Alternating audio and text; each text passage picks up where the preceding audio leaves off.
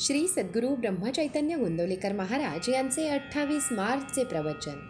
भगवंताची स्मृती आणि कर्तव्याची जागृती. प्रत्येक मनुष्य बोलताना मी आणि माझे अशा भाषेत बोलत असतो. म्हणजे प्रत्येक व्यक्तीला या दोन्ही बाबतीत काही कर्तव्ये असतात. माझे या शब्दात शरीर आणि तत्संबंधी सर्व गोष्टी येतात. आयुष्यात मीचे कर्तव्य परमेश्वर प्राप्ती हे आहे आणि देहाचे कर्तव्य देहाशी संबंधित असलेल्या प्रत्येक व्यक्तीबद्दलचे असते.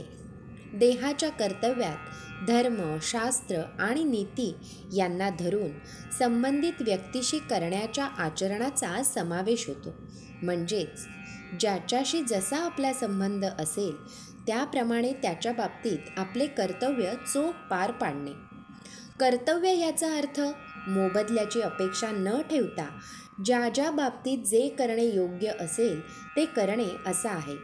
मनुष्याने मी आणि देह या दोहोंच्या बाबतीतली कर्तव्ये समान चालीने करीत राहिले पाहिजे.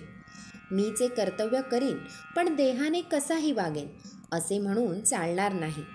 याचे कारण असे आहे की समजा एखादा मनुष्य नोकरी करीत आहे, तो ती नोकरी कशाकरिता करतो याचा विचार केला तर असे दिसते की ती नोकरी करायला दुसरे कोणी नव्हते म्हणून तो नोकरी करीत नसतो, तर त्या नोकरीतून मिळणारा पैसा कुटुंब रक्षणाकरिता उपयोगी पडेल म्हणून तो ती नोकरी करीत असतो. समजा त्याने नोकरी केली पण मिळणारा पैसा घरात दिला नाही तर त्या नोकरीचा काही उपयोग नाही.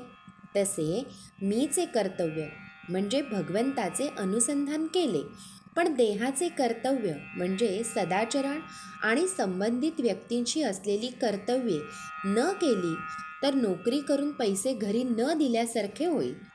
म्हणून प्रत्येक व्यक्तीने भगवंताची स्मृती आणि कर्तव्याची जागृती ठेवावी आणि या दृष्टीने आपले कुठे चुकते आहे याचा शोध दर वाढदिवसाच्या निमित्ताने घेऊन प्रत्येकाने आपली उन्नती करून घ्यावी.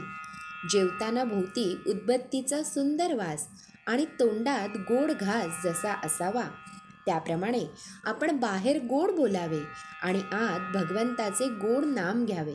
म्हणजेच आपण आत बाहेर गोड असावे. ज्याप्रमाणे एखादा गवई पुष्कळ ताना मारतो पण शेवटी समेवर येतो, त्याचप्रमाणे भगवंताजवळ लक्ष ठेवून मग आपण काहीही केले तरी हरकत नाही. समेला विसरून मात्र उपयोग नाही. इथे तबला वाजविणारा भगवंतच आहे म्हणून त्याचा ठेका बरोबर चालतो. ठेक्याप्रमाणे म्हणजे भगवंताच्या ठेक्याला अनुसरून म्हणजेच त्याच्या स्मरणात जो गवई गाईल तो बरोबर मार्गावर राहील आणि शेवटी समेवर येईल. श्रीराम समर्थ. फळाची अपेक्षा सोडून कर्म करणे याचे नाव कर्तव्य होय. श्री सद्गुरू ब्रह्मचैतन्य गोंदवलेकर महाराज की जय. जय जय रघुवीर समर्थ.